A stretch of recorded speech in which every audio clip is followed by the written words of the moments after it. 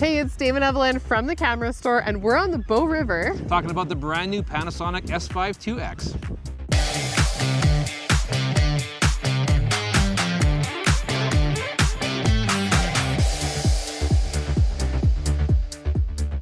We got our hands on this very video-centric tool from Panasonic, so we couldn't help ourselves but work with Drew, who's normally behind the camera, to be able to film something today to really test this and put it through its paces. Now, a nice hook that we thought about for photographing today is one of our very good friends, Chris Niccolls, loves fly fishing. However, his partner, your husband, Jordan Drake, does not really care. He's not usually a big fan of shooting fishing. I mean, he's had it a lot in his life, but as they embark on their new adventure to PetaPixel, it's really great to bring Chris out, get him on the river, and be able to film one of his other hobbies that he enjoys so much. So when we asked him, hey, Chris, do you want to be in a montage for some fly fishing?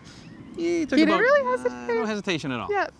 So if you haven't done so already, make sure you go check him out on PetaPixel, but you're going to be seeing some coverage today of him. We have this great little montage, and so let's check it out.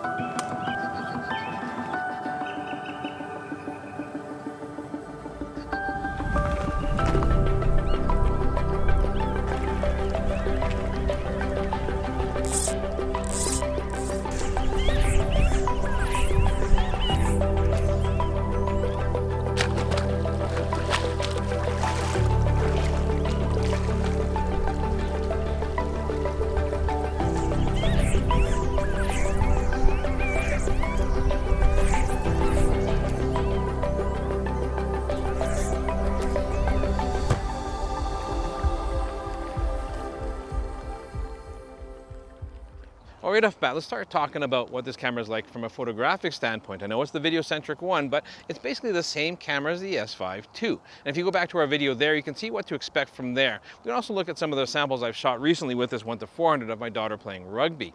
I mean, this camera has the same sensor as the S5II, a 24 megapixel full-frame sensor, and that's not a bad thing at all. 24 megapixels is more than enough resolution for most people's needs, and the color I'm getting out of it is fantastic. Now, indoor hockey is a little more challenging lighting situation than outdoor rugby. However, I found I was getting the same performance between the X and the regular S5II. Now, I was looking forward to see if the autofocus has improved or anything like that, but taking it out to a rugby game with this 1:400, photographed my daughter, got very similar results to what we got with the S5II when we shot hockey indoors. So when it comes to shooting stills with the S5IIX, I couldn't tell the difference between the S5II or the S5IIX. They're both delivering very good results. All right, so Drew's joined us from behind the camera to talk about this very video-centric camera. Now, what's the big difference between this one and the S5II? $300. $300 Canadian. $300 Canadian, yeah. Honestly, the top level specs are really the same between the two cameras. Same dual native ISO, same battery. I know you have a few things to say about the matte black. I personally think it looks pretty cool. Although I really did like the red accents on the S5II. Or the red racing stripes. I like those kind of things. Yeah. My question is more with the grayed out dials here. So all your custom 1, 2, and 3 and everything else is a gray rather than a bold white. And I wonder if that's going to affect people if they're shooting in sort of sketchier light conditions. The white will pop a lot more. Yeah, but I mean, there is the night mode built into the camera itself, and there is some tactile control feel to the controls themselves. Honestly, it's not too dissimilar from the GH6. So I think once you're kind of used to it, you probably won't have too much of an issue. They are very functional cameras, and I have to give it to that. Every button has a label on it, so you don't question, what does this button do? Honestly, the aesthetics, the overall like handling and everything was identical between the two of them. So really easy to just kind of pick up and play. So the biggest difference between this camera and the S5II is more on the video side of things. Yes. We're going to bring Evelyn on, and you guys are going to discuss that really techie, geeky stuff. Very techie. Thanks to Dave for saving all of the techie geeky stuff talking about this S5IIX. Now, of course, this is the video-centric model. We've alluded to that, but we want to get into why that is. What makes this camera special, and why do we have this additional upgrade fee that a lot of photographers that might not have gone for more of the hybrid camera would really care about as much? What are you most excited about, Drew? All Intra. Can you explain what All Intra is for those that don't know? Okay, so All Intra is basically a fancy way of saying every single frame is recorded. Every single one of 60, every single one of 30, every single one. And it increases the data rate so much. So it's a lot more information. It is a lot more information, but it's hilarious because when they were talking about the specs on this, they were like, oh yeah, it's gonna do up to 600 megabits per second. And then you realize, oh, it's because it's doing all eye as opposed to long GOP. So that kind of explained a lot of that. But that's exciting because you get just a better look, more detail, more sharpness in how your video footage actually is gonna translate. Yeah, and for the high frame rates, every single frame being recorded, especially for when you start to speed ramp and slow things down quite considerably, it looks so smooth and just so buttery across all the motions and everything. So there was one thing that kind of frustrated me. You do need a USB-C plugged directly into the camera to record a lot of the all-eye frame rates, and especially for 4K, you have to have an SSD plugged directly into this. So that was a bit of a small frustration because I don't have an SSD just hanging out on me, unfortunately. And how do you feel about grading and working with the Panasonic footage? I mean, we've worked with Panasonic for a long time. We mostly shoot on our trusty Panasonic GH6. That's what we're filming our A-roll on right now. It's a little bit of a bias, but I really do love the color that's coming off of Panasonic, especially the skin tones. Everyone talks about Canon skin tones and everything like that, but I really do find that Panasonic has this really nice natural look to it that you can only accentuate even more in post, and it's super easy to grade. Vlog is really, really easy to actually pull a lot of details. And a lot of the time when we have situations where there's massive differences in highlights and shadows, and I'll just shoot Vlog and be able to pretty much make the shot look exactly as I want to in post. And why do you think, like, what type of videographer would choose this camera compared to the S5 II? Like, what are some of the other key things that you think that they would benefit from? ProRes recording, really cool. A lot of these internal recording options are kind of locked behind USB-C direct out. If you are planning on using a lot of those higher bitrate, higher frame rate options, you are gonna have to cage it, but that kind of also tracks because a lot of the functionality also comes direct out of HDMI into an Atmos recorder. So if you're rigging this up for an Atmos anyways, I mean, or a Blackmagic or something like that, having a SSD parked directly on the side or integrated into your overall cage system is pretty normal. It's pretty par for the course at this point. Yeah. So and then at that point you can either shoot B-RAW, ProRes, and then you get even more flexibility in your footage. Another thing that we do a ton of at TCSTV is shooting live streaming. Now this camera has some very specific dedicated live streaming features that do give you some additional advantages. Can you talk a little bit about what some of those are, Drew? There is RTMP protocol built directly into this so you can stream using the Lumix Stream app.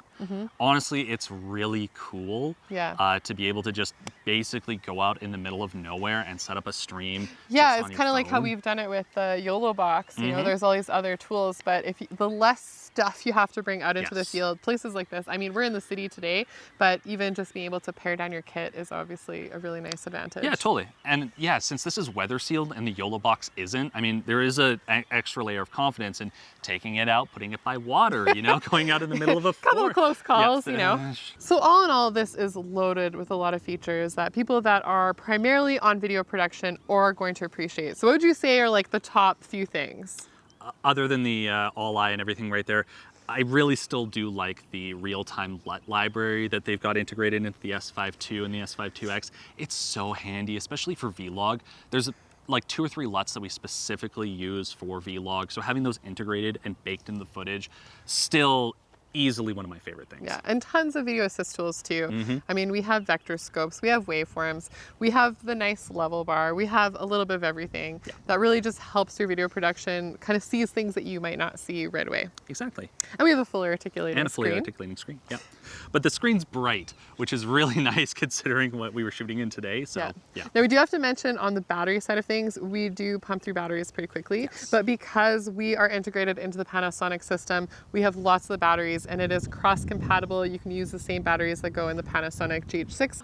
Overall, Drew, I think we can agree that this is a terrific video tool. It fits nicely into the Panasonic family and is going to be welcomed by a lot of content creators. But of course, is it worth the extra $300 Canadian? Oh yeah. I mean, just the all-eye by itself, that is worth the extra money. All the extra other features that you get thrown in with it as well. I mean, it's just icing on the cake. I really do think it was a good choice, honestly. Like, a lot of those features, photographers just do not need. And so, you know, save $300, you get a hybrid cam.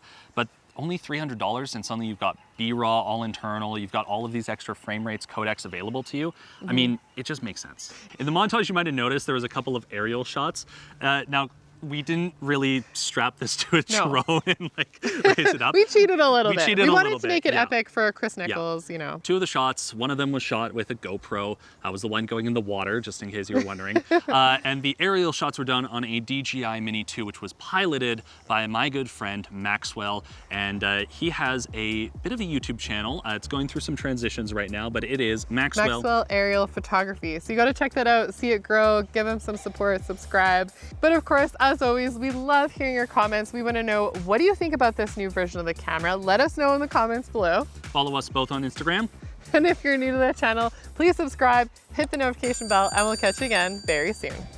Follow them both. That's fine.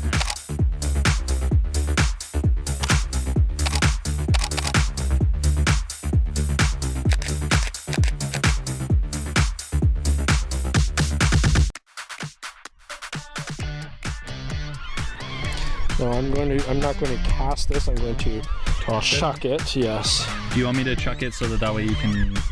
No. Like I'll cast it, but I'm not going to cast it back and forth. Yeah. All right, go for it.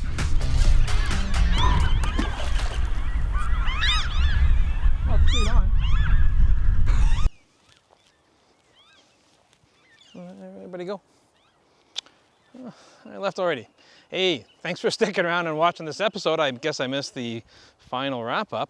If you want to check out more of our recent content, click up here. And if you're a Canadian, you want to shop local, check out thecamerastore.com down here.